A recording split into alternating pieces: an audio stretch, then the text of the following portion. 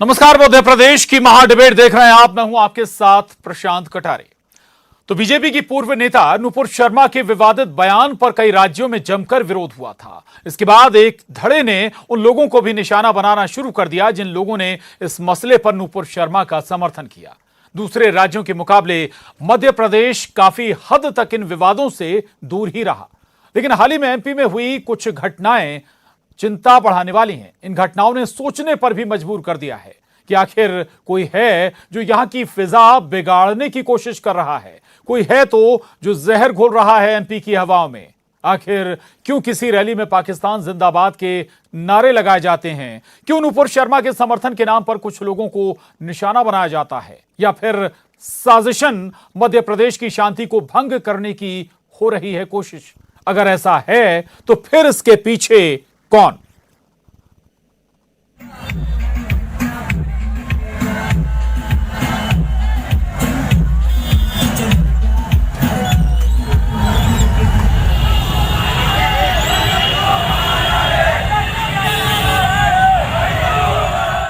BJP की पूर्व नेता नुपुर शर्मा के विवादित बयान का असर एमपी तक आ पहुंचा है। मध्य प्रदेश में हाल ही में हुई घटनाएं एमपी में घुल रहे जहर की ओर इशारा कर रही हैं।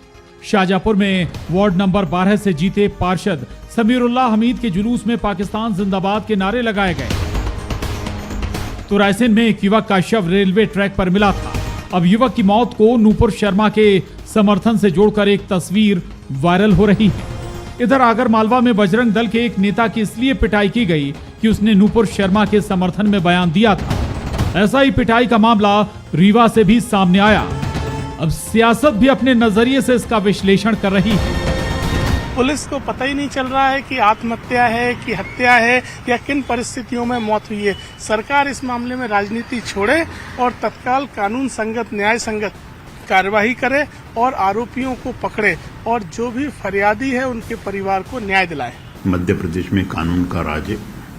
मुख्यमंत्री श्री शिवराज सिंह चौहान जी, गृह मंत्री डॉक्टर नरोत्तम मिश्रा जी है और यहाँ पे किसी भी अपराधी तत्व को अशांति नहीं फैलाने दी जाएगी। अगर कोई इस तरह की घटना को अंजाम देता है तो उसकी जगह जेल की सखीचें हैं और निश्चित रूप से कोई भी मौत हो दुखद होती है। परिवार के साथ पूरी सरकार खड़ी है। अगर जो जांच में बिंदु आएंगे हर बिंदु पे कार्रवाई की जाएगी। मध्य प्रदेश में तत्काल कानून कार्रवाई की जाती है। एक तरफ मध्य प्रदेश में ऐसी घटनाओं में इजाफा हुआ है तो दूसरी ओर धर्मगुरुओं की अपील भी सुनिए। जिस शख्स ने भी ये हरकत की है मैं उसकी सख्त से सख्त अल्फाज में मजम्मत करता हूँ। इस्लामी एतबार से इस्लामी अहकामात को आप देखें तो कहीं कुरान या हदीस में इस तरीके की कोई बात नहीं मिलती।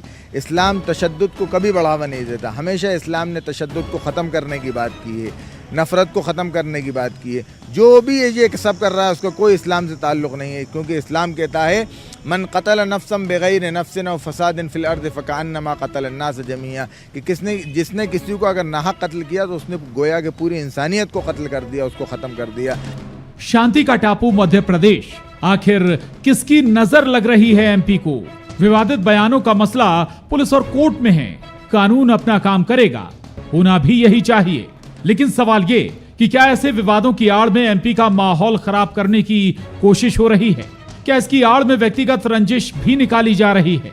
आखिर कौन है जो मध्य प्रदेश की फिजा में घोल रहा है जहर? Bureau report, news 18, Madhya Pradesh, Chhattisgarh. मैं अपने देशवासियों से विनम्र अपील करना चाहता हूं कि विगत 2-3 मास से हमारे देश में धार्मिक उन्माद बढ़ता दिखाई पड़ रहा है और उसका मुख्य कारण है कि बहन नुपुर शर्मा ने एक बयान दिया। उसकी प्रतिक्रिया देश के अनेक भूभागों से आ रही है और आए दिन कोई न कोई ऐसी घटना जो मन को और मस्तिष्क को झकझोर देती है। अभी उदयपुर की घटना, फिर महाराष्ट्र की घटना, मध्य प्रदेश में भी इसी प्रकार के समाचार प्राप्त हो रहे हैं। मैं समस्त भाइयों से निवेदन करता हूं कि धर्म जीवन जीने की राह देता है, ना कि धर्म कोई हिंसा की प्रेरणा देता है। और इस प्रकार की जो हिंसात्मक घटनाएं देश में बढ़ती जा रही हैं, मैं उसे धार्मिक उन्माद के अलावा और कुछ नहीं कह सकता। तो सियासत को भी आपने सुना और धर्म गुरुओं को भी सुना, उनकी अपील भी आपने सुनी। हाल में लेकिन कुछ जो घटनाएं हुई हैं मध्य प्रदेश ने, उन घटनाओं ने कई सवाल भी खड़े किए हैं। क्या वाकई मध्य प्रदेश की फिजा बिगाड़ने की कोशिश हो रही है? शांति के प्रदेश के तौर पर मध्य प्रदेश को जाना जाता है, लेकिन जो घटनाएं सामने आ रही हैं उनने कई और दूसरे सवाल भी खड़े किए हैं। क्या व्यक्तिगत रंजिश भी इन घटनाओं के पीछे, या नुपुर शर्मा जैसे विवादित बयानों के पीछे जो विवाद खड़ा हुआ उसके पीछे अपनी कोई व्यक्तिगत रंजिश भी निकाली जा रही है? ऐसे तमाम सवालों पर हम चर्चा करेंगे। 3 खास मेहमान हमारे साथ इस चर्चा में जुड़ रहे हैं। उमेश शर्मा जी हैं, प्रवक्ता बीजेपी, मृणाल पंत जी, प्रवक्ता कांग्रेस, और वरिष्ठ पत्रकार सतीश एलिया जी। आप तीनों का बहुत स्वागत है इस चर्चा में। सतीश एलिया जी, चर्चा की शुरुआत आपसे करेंगे। आखिर कौन बिगाड़ रहा है मध्य प्रदेश की फिजा? कौन हवा में जहर घोल रहा है मध्य प्रदेश के?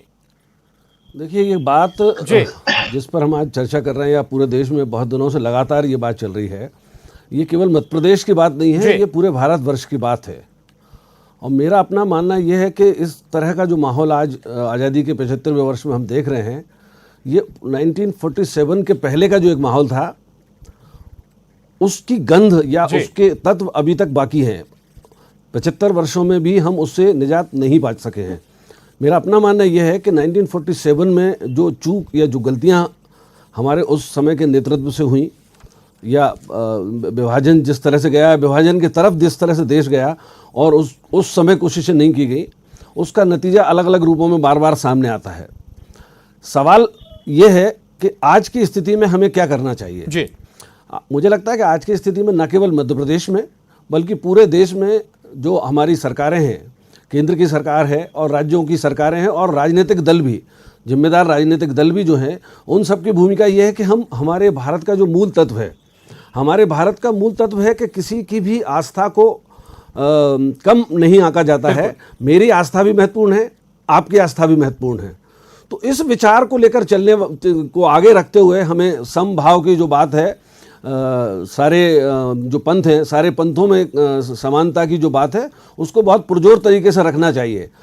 दूसरी तरफ ऐसे संगठन हैं जिनको हम लगातार हमने देखा कि उत्तर प्रदेश में भी देखा, हमने बिहार में भी देखा, जिनका कनेक्शन अंतर्राष्ट्रीय स्तर के जो आतंकवादी संगठन हैं, जो कि मजहब के नाम पे चलाए जाते हैं, और खासकर पाकिस्तान में बैठे हुए कुछ लोग उस तरह के वो चलाते हैं, और उनके समानांतर संगठन वो नाम बदल कर, जैसे हमने देखा मध्य प्रदेश में, खासकर पश्चिमी मध्य प्रदेश में बहुत असर था एक ज़माने में सिमी का, और वो उसको बैन कर दिया गया। तो वो नाम और रूप बदल कर जो सामने आते हैं संगठन, सरकारों को ये चाहिए, हमारा जो सूचना का तंत्र है उसको ये चाहिए कि इस तरह के संगठनों को पनपने ही ना दें, उस तरह की विचारधारा को पनपने ही ना दें।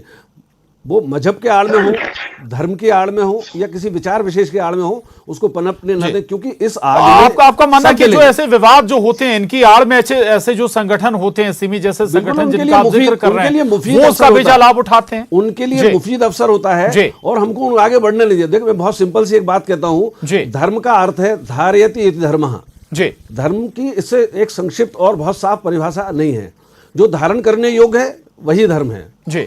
ठीक है, मृणाल जी, वही मानना चाहिए हमें जी। बहुत महत्वपूर्ण बात आपने कही है।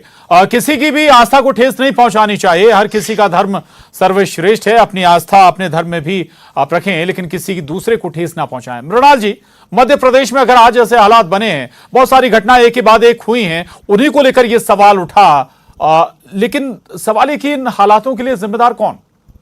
दोनों ही तरफ के सांप्रदायिक तत्व इस हालात के लिए जिम्मेदार हैं। जब भी मौका मिलता है तब ये सांप्रदायिक तत्व अपने बिल से बाहर आते हैं और अलग अलग कारणों से, कोई राजनीतिक कारणों से तो कोई सांप्रदायिक कारणों से लोगों की भावनाएं भड़काने का काम करते हैं। ये शांति के लिए और मध्य प्रदेश की प्रगति के लिए खतरा है। दोनों ही धर्मों में इस तरह के सांप्रदायिक लोग हैं और हर सरकार को उनके खिलाफ बहुत कड़ी से कड़ी कार्रवाई करनी चाहिए। दिक्कत तब और बढ़ जाती है जब इन दोनों ही तरफ के सांप्रदायिक दलों को दोनों ही तरफ की सांप्रदायिक पार्टियों का भी समर्थन मिल जाता है, उसमें एक राजनीतिक रंग और आ जाता है। इसलिए जब जब भी इस तरह की फिरका परस्ती के साथ, जब जब भी इस तरह की सांप्रदायिकता के साथ राजनीतिक मेल मिलाप होता है, तब तक प्रदेश के विकास के लिए, शांति के लिए और स्थिरता के लिए ये और ज़्यादा घातक हो जाती है। पर मैं इसमें एक बात और जोड़ना चाहूँगा कि देश में जो वातावरण और घटनाएं निर्मित हुई हैं उनमें से हर घटना की प्रतिक्रिया को मध्य प्रदेश में जोड़कर देखना उचित नहीं है। जी, अगर दो मोटरसाइकिल सड़क पर टकरा गई और उसमें से एक हिंदू हो और एक मुसलमान, तो आजकल ये प्रचलन हो गया है कि इसको भी बता दिया जाता है कि नुपुर शर्मा के बयान की प्रतिक्रिया के स्वरूप ये टक्कर मार के किसी को मारने का प्रयास किया गया।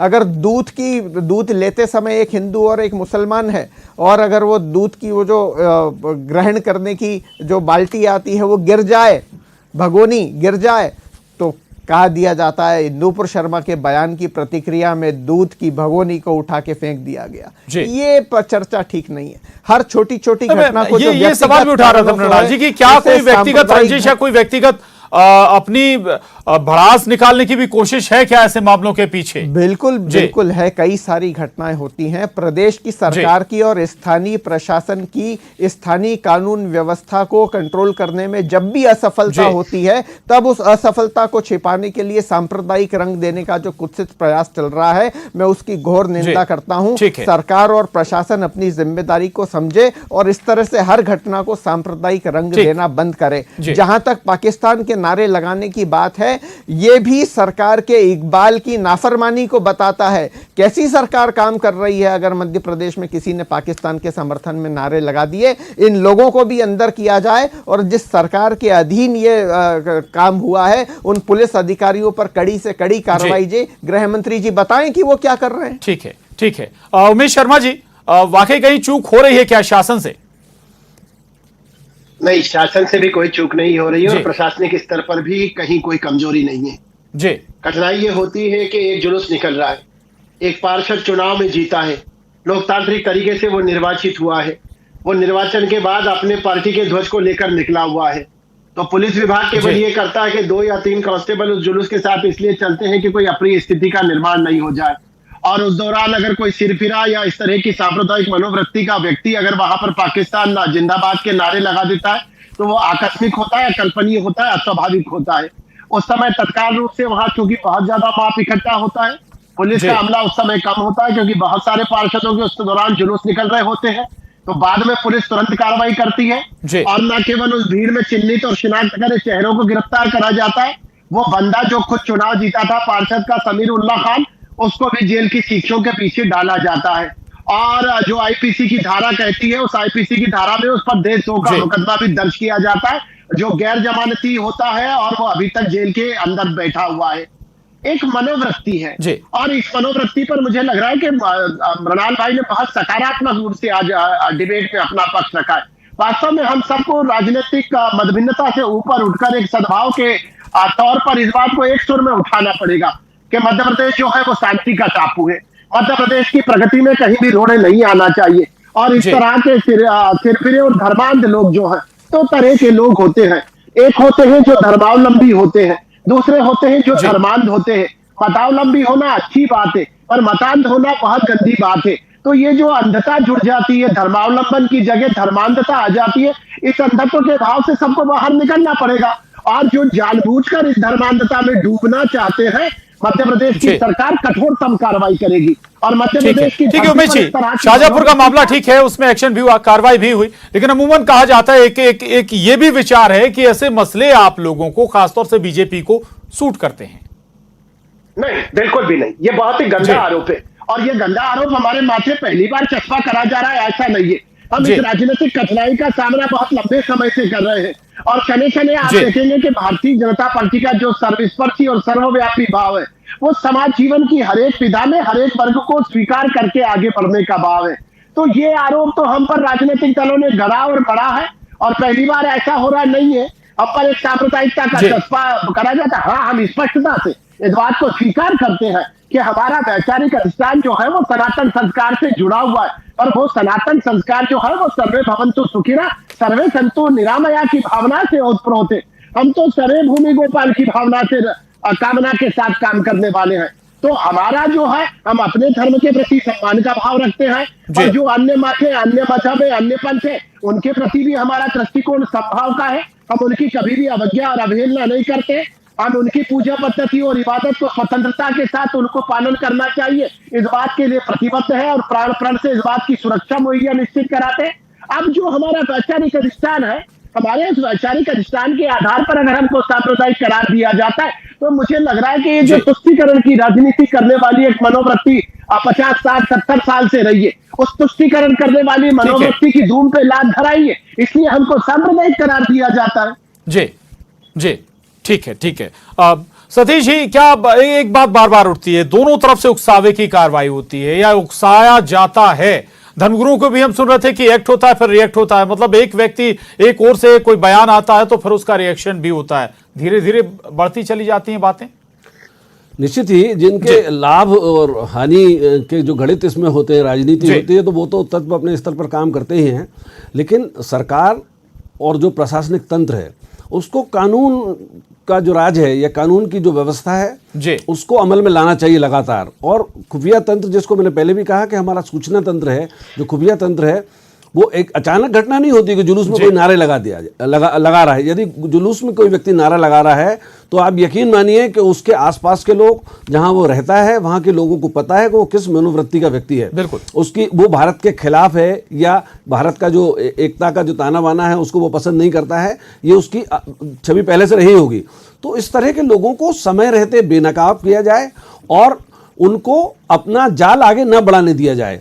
इसके सब बड़ा कारण ये होता है कि जहाँ बहुत हद तक अशिक्षा का एक कारण है, गरीबी बहुत हद तक एक कारण है, और वहाँ वो रेडिकल जो तत्व हैं वो अपने पांव पसारते हैं, तो उनको पांव पसारने ही ना दिया जाए।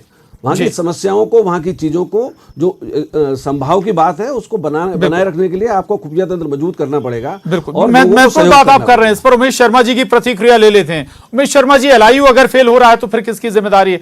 अगर ऐसे हालात हो रहे हैं तो क्या पुलिस के इकबाल पर सवाल नहीं है ये? नहीं, निश्चित रूप से इस बारे में बहुत गंभीरता से गृह मंत्रालय ने संज्ञान लिया है और गृह सचिव स्तर पर भी इस बात की चिंता करी गई है, और इस तरह की जो मनोवृत्ति के लोग हैं उनको चिन्हित भी करा गया, शिनाख्त भी करा गया, और उनके कनेक्शन इनके जुड़े हुए हैं, इसकी भी पड़ताल करी जा रही है, उसकी जड़ तक जाया जाएगा। जो सतीश जी भाई साहब की चिंता है, मैं उससे 100% सहमत हूँ कि ये मनोवृत्ति यकायक जुलूस में पैदा नहीं हो गई है। इस तरह का मनोभाव उस व्यक्ति के मन में पहले से रहा होगा और उसका जो दैनंदिनी का आचरण समाज जीवन में रहा होगा, समाज जीवन में इस आचरण के साथ उसने कभी ना कभी इस प्रकार के घटनाक्रम प्रदर्शित करे होंगे। तो निश्चित रूप से बहुत गंभीरता से इस विषय को लिया है और इसकी पुनरावृत्ति नहीं हो, इसका दोहराव नहीं हो, इस बात की सुनिश्चितता करी जाएगी।